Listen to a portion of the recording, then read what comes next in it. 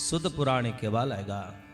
હે શૌનક ઇત્યાદિ ઋષિ મુનિઓ, શિવ પુરાણનો મહિમા કેવો છે આપને કહું. કદાચ આ લોકની અંદર જીવાત્માએ જન્મ ધારણ કરી પાપ, મહાપાપ, ઉપપાપ, જેટલી પણ પ્રકારના પાપો છે એ તમામ પાપો એને કર્યા હોય.